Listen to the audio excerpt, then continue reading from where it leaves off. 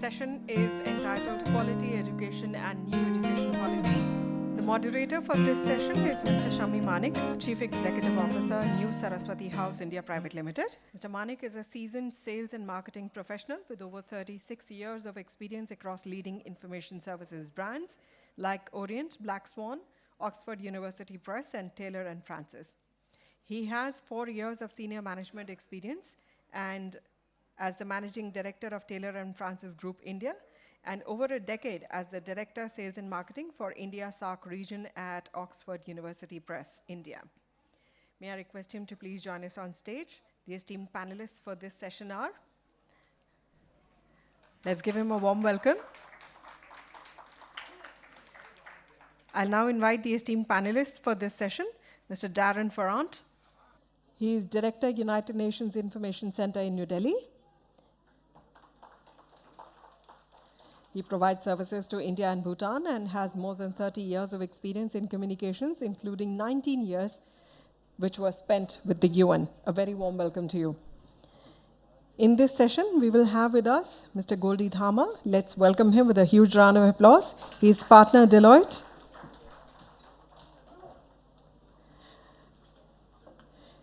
We also warmly welcome for this session Mr. Arvind Chaturvedi, Chancellor, Dr. C.V. Raman University, Vaishali, Bihar.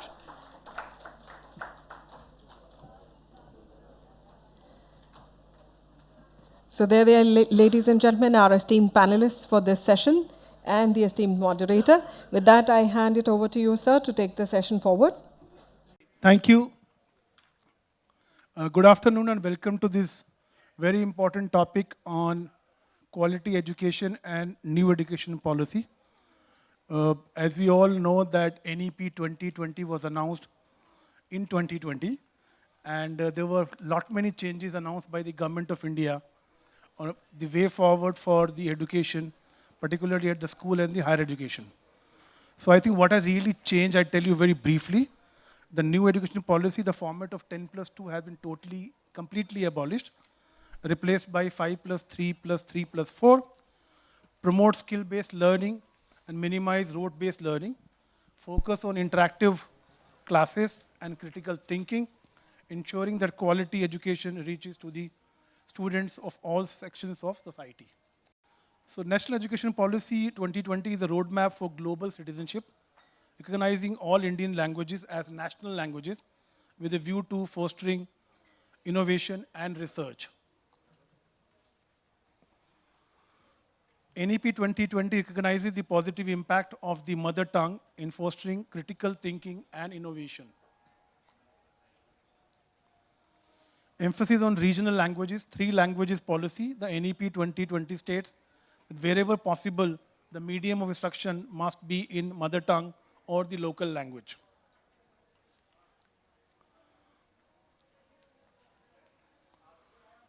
Textbooks and other materials should incorporate local language, knowledge, and traditional skills.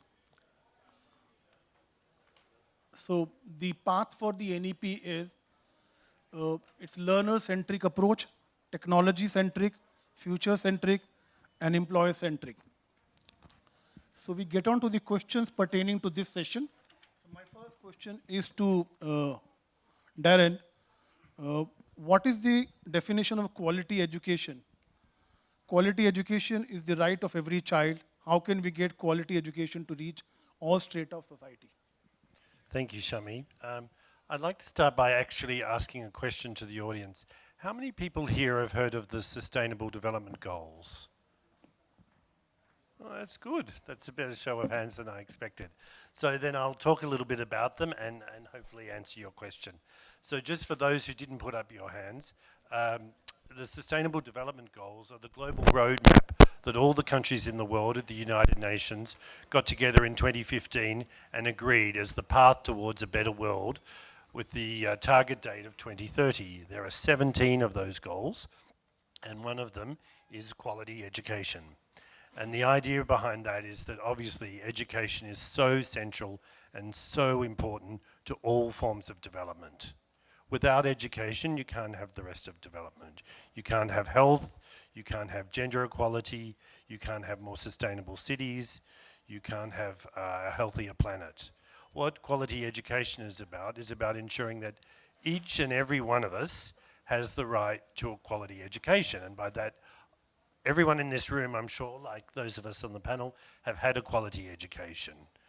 But so many people in the world do not. After the COVID pandemic, that number has only increased. So the idea is to give access, to make it inclusive, accessible, equitable, so that every person in the world can exercise their right to an education. Because of course, it's about opportunities. It's about equipping people for life, equipping them so that they can get jobs in the workforce, equipping them socially, intellectually, and morally as well. So that's how I define quality education. So there is a lot of emphasis on creativity and art integration in NEP. So my next question is to Mr. Dama. So what according to you is the importance of both creative learning and art integration for our children? I think this is quite an important question for the simple reason that, we, Dan spoke about and you spoke about rote learning. So we need to move away from rote learning as a concept, right? And this also aligns with a couple of the objectives of the NEP, which are, providing a multidisciplinary approach to education and also internationalization of the education system in India. See, what happens is children need to think out of the box, if I may use that word, right? So that they develop critical analytical skills and they are much better prepared to face the world when they actually get out of schools and colleges. So if we bring creativity and arts into the education system, all of this will be possible. And I think the government is doing a good work around this, by encouraging, and I think even COVID has sort of moved the needle quite fast on this aspect. At one point, people were only going to schools, but when COVID stuck, everybody had to rely on technology to get education. So that hastened the process of digitalization of education as a system, right? Also, what it does is that it allows people, also it allows the teachers for a professional development, which is happening much quicker than it was happening in the past. So I think if all of this falls into place, then certainly, this aspect of creativity and arts becomes quite significant from a development standpoint of, students both at the school level and at the college level. Thank you. Next question is to Dr. Chaturvedi. The premise of NEP is child-centric learning. What really does this mean and how can it be implemented? As we understand, this NEP is playing the role for especially for the childs also, because whatever we were doing, we were studying only so far academic only. Now with the NEP, this is not only academia. This should be combined with the employability skill also. That's the reason in all the places they have, as per NEP, they are introducing from the 9th standard up to the higher. Now they are planning from the 6th standard, at least one subject can be as a employability subjects to them. The same thing we are looking into the higher education also. It is getting the one subject compulsory which gives the employability skill, which can give the practical knowledge and ready to industry move. Because before implementing of the NEP, they were doing the academia only. They were doing the MA, they were doing the MCOM, they were doing the MBA, but there was no practical experience to them. So with the NEP, after introducing, that is the employability skill also being introduced. This is the main thing of the NEP, sir. Next question to Darren. How are the SDGs aligning with our new education policy and what are the key takeaways? I think, when you hear some of the words that my fellow panelists have talked about, we see how they align with the SDGs, this NEP. Holistic learning, child-centric learning, lifelong learning. These are some of the key elements of SDG 4. Sorry, when I mentioned earlier there are 17 goals, the fourth one is quality education. And these are some of the elements behind it, and also creative learning. And so it's very encouraging to hear that this is part of the NEP, and it's a move away from rote learning. I think it's been a mistake to think that rote learning is the path to success. Thank you, Darren. Next question to Mr. Dama. NEP encourages vocational education. Could you please elaborate on how this initiative contributes to enhancing employability and aligning with the quality education objectives? I think this is, it's quite important. Now, if you look at what happens across the world, right? If you look at the skill shortages across the world, you will see that the skill shortages are largely for vocational training courses, right? And India in the past has had a situation where we have not provided vocational training on that account. But now looking at aspects like healthcare, hospitality, IT for our system, vocational training is the need of the hour, right? Because this allows students to learn what they actually want, and not everybody wants to really learn what some of our parents really want us to learn, right? And kids really want to be more employable, become entrepreneurs. Today, most people become entrepreneurs rather than getting into jobs. It's a great situation to be in. And vocational training allows children to be ready when they are out of school and colleges to face the real world. Also, I think the curriculum is being designed in such a way that vocational training is getting that much more importance. All the aspects which you spoke about earlier, the fact that, and you spoke about child-centric learning.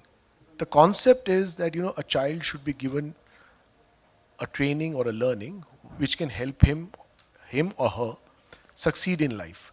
So I think in that context, NEP is quite forward-looking because it talks about vocational training. You spoke about lifelong learning. It's an important aspect. And whatever you learn from doing something, or as we call it, on-the-job training, in the corporate world, that sort of stays with you much better what you have just learned from books or bookish knowledge, if I may say so. I think all of these are critical, and that's why vocational training is the need of the hour. Will also allow students to learn an additional aspect in addition to whatever they're learning regularly. That's all from my side. If you permit me, can I Yeah, add sure. on? Because for the vocational education, I can add some points. Most of the places we have seen it, students are there, but they are doing the traditional their work, but they don't know how to make it the next step for that. What are the new techniques are coming? If we give them like a techniques, how to brush up or upgrade whatever their skills they are doing since ages and ages from the family, this will help them for the vocational. Like I just give you example of the remote place of the Manipur. We have seen the people are doing their cutting, tailoring and all. But into the village of the 10,000 people or 7,000 people, they don't have any proper person. If you give them a 15 days training, proper way how to do it, they start earning it. That we tried it. And that is a pilot project, we run it into the interior of the Manipur. There's a 5,000 people. Only one tailor master was there. We gave the only 15 days training, vocational training, how to do it in proper way and present it. After that, almost 10 women have started their own entrepreneurship. So that is the one example which I have added to your vocational training. Thank you. The next question to Darren is, the collaborative partnership are essential for achieving the SDGs. How does United Nations work with governments, NGOs, and other stakeholders to promote quality education and ensure its sustained progress? Sure. So the idea behind the SDGs is it's not just a top-down approach, yes. Effort has to come from the top, but it also comes just as much, even if not more, from the bottom. So it's a whole of society approach. It's government, it's the private sector, it's civil society. So the UN tries to partner with all of these elements to make progress on the goals, whether it's education or any others. In the case of this one, in the case of education, I think there are a few key ways in which we work together with, as I say, it's the same for all elements. One is by talking about it, by stressing the importance of education and what a transformative effect it has on lives and on economies too. You know, there's no point of having an elite group that is succeeding in education if the mass population doesn't have that access. So it's really important that we keep using our bully pulpit to tell everyone how important it is to promote quality education. The second item is resources. We make available resources in this area, gained from global knowledge, available to governments, education ministries, available to NGOs, available to private sector companies like yourselves that are working in this area, perhaps adapting or using new technologies to make education materials more accessible, more inclusive, more equitable. I'm really interested to hear in talking with some of you here on the sidelines about what you're doing in this area to try and make things more impactful when it comes to quality education.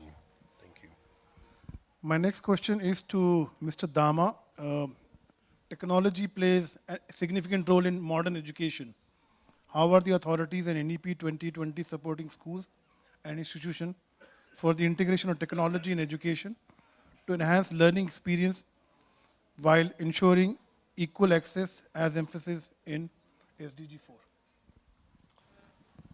So I think I can't harp about the importance of technology, right? The world moves on technology today, and it's here to stay and only just grow as we move along. I think the NEP envisages, creation of a very significant and robust digital infrastructure, together with high-speed internet connectivity, professional training for teachers so that they can impart and use technology tools when imparting education to students. Collaboration between private sector and the educational institutes, so that technology can be imparted in the best possible and the cost-effective manner.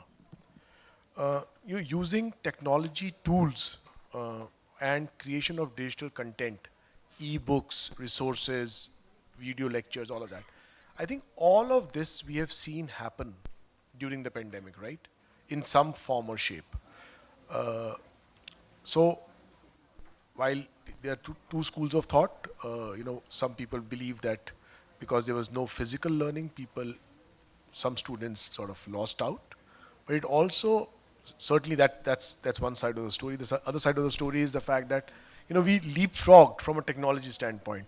We might have taken 5, 7, 10 years to reach where we are, but just because we had to do it, and all of us had to sort of, we have seen it in our personal lives, how technology has moved the needle so quickly from a education standpoint. Today, the children, and most of us who have children in when they are studying, you'll see that they are much well prepared, and they know much more than we know from a technology standpoint. They can use technology for the betterment of themselves, for education, and even for a society as a whole. So I think at least I learn from children quite a bit, because they are at least 2 or 3 times ahead in the journey from a technology standpoint. And I think the NEP sort of recognizes it, and I think we'll only see this moving further along the journey as we go along. So, Dr. Chaturvedi, what would be the role of teacher in the new system? How much importance would teacher training play from here on? That's a good question, sir. Because our teacher, as I told you earlier also, teachers was only the academician. They were not having a practical exposure for the things. So first of thing, we have to start doing the short-term TOT for the teachers. Once they are accommodated for the new systems, they can go. And no doubt, nowadays, we can do the hybrid models like technology plus classroom or physical teaching, also interaction here. Because in Europe and other places, They are working only onto the physical class, only online classes. That works out.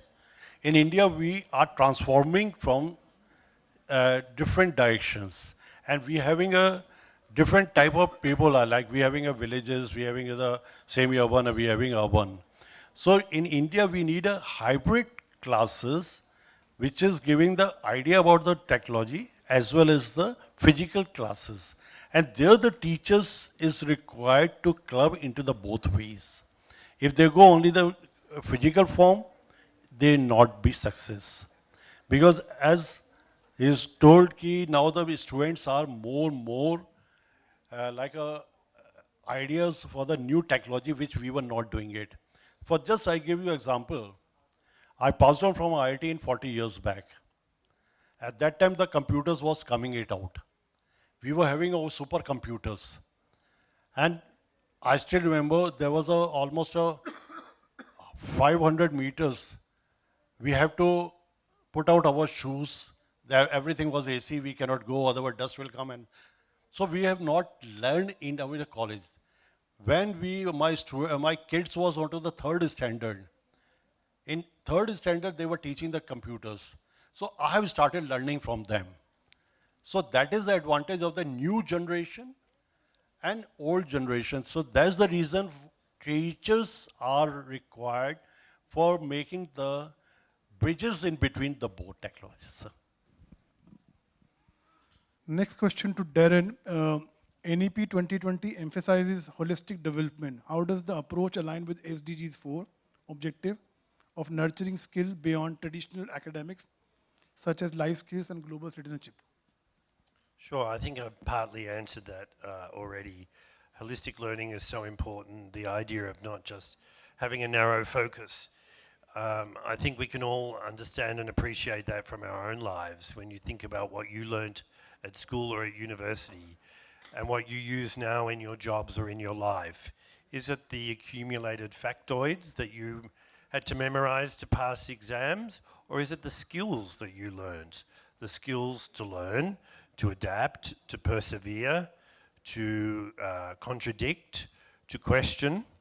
Those are the kind of important holistic learning elements that I think are really important, and that I just had an earlier thought too when we were talking about quality education, you know, the importance of infrastructure, both physical and human. You know, what makes quality education? It means you need good schools physically, you need the classrooms. Most of us are still, despite the e-learning advances, are still going to learn in physical spaces. You need quality teaching, and you know, my panelists have spoken eloquently about that. But you also need the resource materials. And this is where I look to you, where how important it is to have materials that are available in all languages, especially in a country like India, to be available at all price levels so that people can afford it, to be available in all models and vehicles so that everyone has access to it as well. Dr. Chaturvedi, the next question is, can you please explain how NEP's flexible learning pathways cater to diverse learning styles and abilities, contributing to objective of leaving no one behind? Okay. For the flexibility learning, I can tell, earlier there was only the classroom teaching. Now with the online teaching, there's opportunities has come to the people who are unable to attend the schools. They can enroll them online. Wherever there's the flexible hours, they start teaching, and that hours counts it. So that is the advantage of it, the flexible learning, sir. Here I'll give the advantage with the NEP, if you allow me, sir. This is the advantage of the NEP. Like we have seen a lot of people, they are joining the job after 12th standard, since they are unable to continue the education due to family reasons or whatsoever the reasons. So NEP has given the flexibility, they can do their practical, whatever that they are doing, that is called 60% of their practical. And theoretical part, they can learn onto the online. And that is the 40% part of it. If they club it with it, and give the examination, they will get a, this is called entry-exit formula. That is the NEP advantage, entry-exit. And after the NEP has come out, they have, UGC has given the approval for the UGL BVOC. Earlier people were not knowing what is the BVOC, Bachelor of Vocational. It was famous into the Europe countries and other places, but not in India. Now they have given the recognition, it is equivalent to the other degree programs. So all of a sudden the advantage has come to the people, students who have 12th pass, working in any profession, maybe the shops, maybe the industries. Whatever the practical they are doing, 60% will be counted for them. 40% they can get a theory. If they give the exam, they will get a, after completing the 1 year, they will get a certificate. Second year, if they want to continue after 4 years, they can join and continue with it. That is a credit system. So their credit will be counted there. They will get a diploma. And third year again, they will get a diploma, and all the three will be together. They will get a Bachelor of Vocational. So this is the advantage of the flexible learning. Even for the people who are working into the day, they want to enhance upskilling. They need not to go and attend the colleges. They can register into the online and they can start getting it. That's the advantage, sir. One of the most important questions we all have been waiting for: how can educational publisher contribute to quality of education objective set by NEP 2020 and SDG 4, particularly in terms of providing accessible and relevant learning resources? When I spoke about the importance of making resource materials available to all, available in language, available in terms of accessible formats, available in terms of price, I think that's the main thing. And for you to see yourselves as part of the goal, a part of SDG 4, what you do is so important, both in terms of content, but also production and dissemination, distribution. It's so important for India, in this case, to achieve SDG 4, for the publishing sector to be behind it.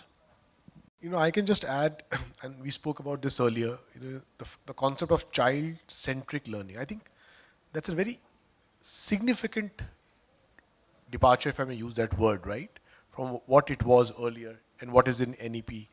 And what this concept, so you already alluded to this, but what this concept basically means that keep child in the center of whatever you're planning to do from an education standpoint, right? Not all children are alike, we know that. One may like science, the other may like arts, commerce, vocation, so on and so forth, right? So at the end of the day, we need to have courses, and we are seeing this happen today. When we were growing up, we could either take a science, a commerce, or an arts as post-10th, but the subjects were given, right? We didn't have the opportunity to choose between those subjects. Today, that has changed drastically. You can choose with science a law or something else, right? There are so many, but the idea of actually reaching a stage where we allow the children to choose X number of subjects from what they actually want to do, right? Somebody may be interested in doing physics, law, and physical education. I'm just taking an example, I'm just making it up. Why shouldn't that be an option available to somebody, right? If he believes or she believes that that is what they want to do in life, that's what it should be. You spoke about holistic learning, curricular, extracurricular, co-curricular.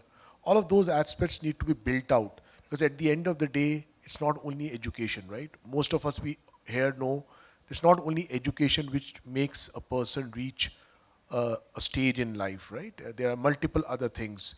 How worldly wise you are, if I may use that word, right? And what else have you done in life in addition to just education? All of those are very critical aspects of the NEP, and to answer that question. Not so related to this, if you allow me, because I have a request from all my publishers who are here, because this is a practical, we have seen it. I have not read from that, we have read the practical, I have seen it, because our organization is doing the Pustak Yatra every year. And we are going down the level up to the villages to bring back to the students towards the books. Otherwise, their habits for reading the books is diminishing day by day. There we have seen it, there's a two things are lacking. If we come into the one platform, we will try to patch up those things. One is into the villages or into the semi-urban areas, few kilometers, not even a single book stall is there. Whatever the libraries were there, those are closed down. People wants to read, but there's no books. So this is my request, if everyone can join together, not a single one. If we give the one book as a donation to them, at least those libraries will start opening and people will again start coming to the reading books. They are keen, but they don't have the resources. Number two thing, since in India we are having a lot of languages are there. So if we are, I have seen it into the, down the level of the Bengal, even into the Northeast, they are getting only the English books. If we teach them into the local language like Assam, if we are going to the village, if it is into the Assami, if we are going to the Nagaland, if it is into their language, so it will give the impact to the students. So if we come out to the one step ahead, I believe we will come a step towards the implementation and successful of the NEP. This is my request with all the publisher fellows. So that was the last question of this session. So this brings us to the end of this session. So thank you very much, Darren, Mr. Dama, Dr. Chaturvedi. And if audience has any question, so panel, if they're willing to answer this question, I'll be more than happy about it. I'm from Balani Infotech. My question is, with regard to that in new education policy, there is a lot of emphasis on privatization and also collaboration at community level. So there is a fear that this may lead to, some lack of quality control and also, lack of standardization. So this issue has to be, also examined at publishing level, that what kind of content this will ultimately lead to. So I will like Mr. Chaturvedi to kindly, answer this question, but with massive privatization and also community level collaboration, have we to compromise at certain level with regard to quality, or can there be some system whereby this can be checked? Thank you. Yes, sir. There was a earlier, sir has asked the question, what is the importance of the teachers training, that is I call the TOT. That was the important for telling them and how to implement the theoretical part as well as the employability part like the practical. So earlier there was a concept in India that was a community education plus production center. Now the concept is started coming back. This is the one part, that is the advantage of it, which we have forgotten, or with the new systems, we have not implemented those things which earlier we were doing in India. With NEP, those systems are started coming back. And with the publishers, as you asked them what is the role, earlier we were doing only the theoretical part, like a printing and all. Now you have to change the trend of it. It is have a more illustrated plus theory, writing content. For the kids, as there was a question for the child, if we are giving is a lathe machine, what is the lathe? How it works? In the step by step we are writing on the left side we are doing, it was like a compendium earlier we were doing it. But in the books if we start doing it, one page lathe, parts, that's it. Second, we can do it. Yes, it is the theoretical part of it. Immediately it will come into the mind. So, because earlier we were doing long back, but we have stopped doing it. Now we are doing only the theoretical part of it. So it should be the more combination of the expression with the photographs and theory. It will give the more impact to the down the level and uneducated people. What I feel so, sir. Hello. That was a fascinating panel. It was good to hear a familiar accent from Darren. And it's actually a question to Darren that I want to direct.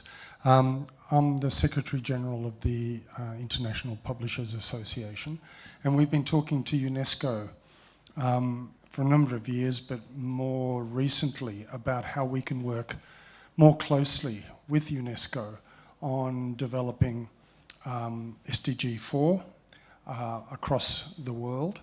The one disappointing aspect of the way UNESCO has been dealing with SDG 4, for me at least, is that I've been to a couple of UNESCO conferences where the word publisher was not mentioned until I got up and asked why the word publisher was not mentioned.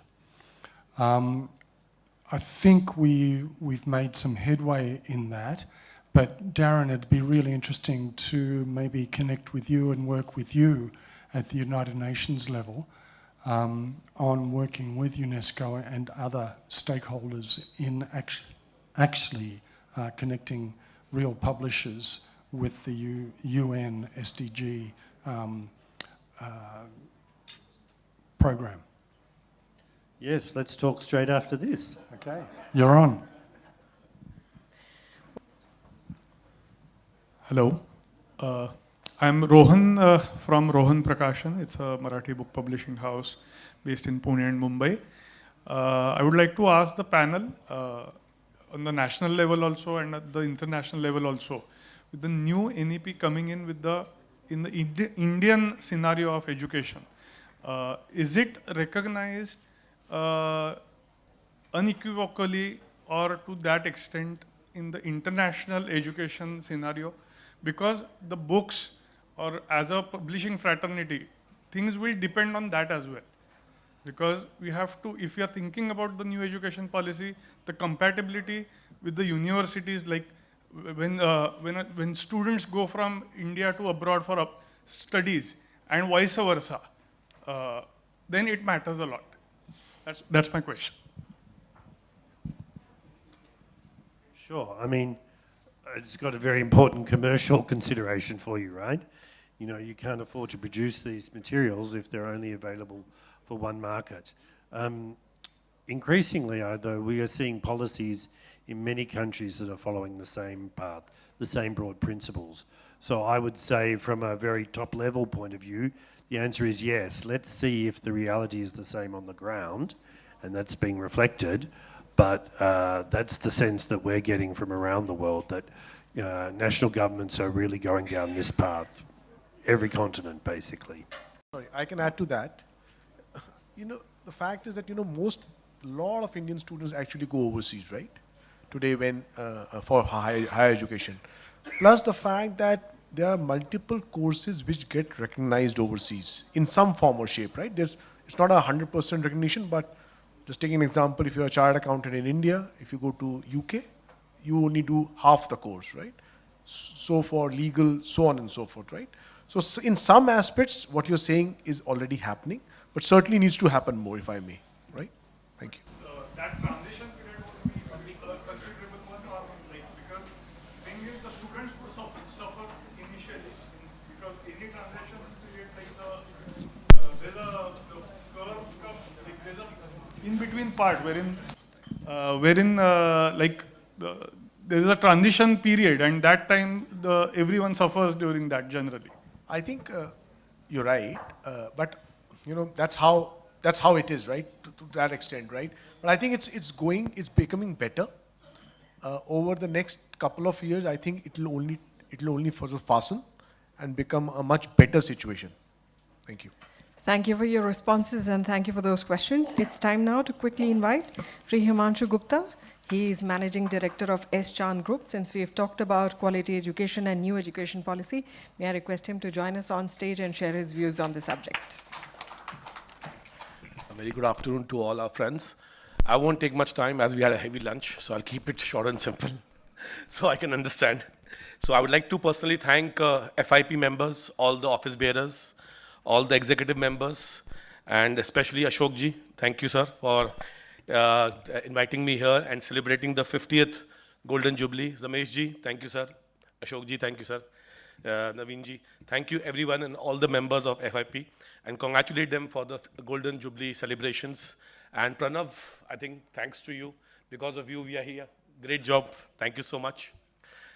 As a lot of people know, it all started in 1939 when my Padam Shri awardee, my late grandfather, Mr. Shamlal Gupta, founded S. Company. Yes, ladies and gentlemen, where I stand today is a result of years of dedication led by my grandfather, who was a founder and the driving force of the Federation of Indian Publishers in 1973. Today, I take pride in representing my group as the managing director of S-Chan, now a public limited company. As a leading Indian education content company, we deliver content, solutions, and services across the education industry through our presence in 3 business segments: foundational stage, K-12, and higher education. With more than 11,000 titles, we have a strong foothold in CBSE, ICSE affiliated schools, with increasing presence in the state board affiliated schools across India. 50 branches and extensive distribution system across India helps us deliver quality content not just across 28 states and 9 union territories of India, but also in Asia, Middle East, Africa, and other parts of the world. With a strength of more than 1,800 employees, some of them with more than 20 years of experience, we provide a wide range of content portfolio to students right from the age of 4 through 22, as well as offer numerous teacher training programs along with educational tours and meets to enable facilitators and experts to take a step ahead in their respective journeys. And while we continue to expand through some of our prestigious brands such as S-Chan, Madhuban, Saraswati, Chaya, what remains the same is the legacy of 85 years started by my late grandfather, Shri Shamlal Gupta, with his contribution to the FIP, is our continuous efforts in developing and nurturing our relationship with users through the medium of quality content and education innovations. Thank you so much. Thank you for being here. Thank you. Thank you, Sri Gupta. And congratulations on this long and illustrious history as well as legacy. And it's time now to invite Mr. Naveen Gupta. May I request you, sir, to please join us on stage. Mr. Naveen Gupta is Treasurer at FIP. May I request you to kindly join us on stage to present a certificate of gratitude and the book, 75 Years of Book Publishing in India, to all the esteemed speakers as well as the moderator of this session. We start by thanking Mr. Shami Manik, Chief Executive Officer, New Saraswati House India Private Limited.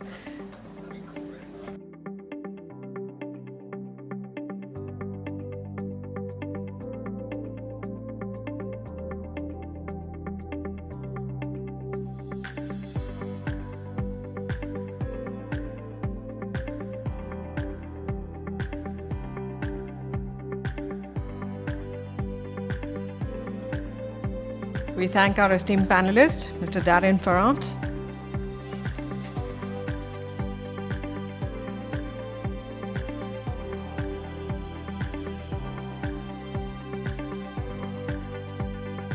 Our thanks to Mr. Goldie Dhama, his partner Deloitte. Thank you so much.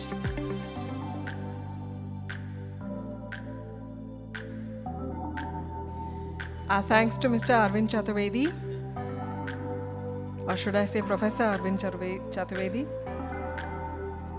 He's Chancellor, Dr. C.V. Raman University, Vaishali, Bihar. Thank you, Mr. Gupta, for joining us on stage to present the mementos.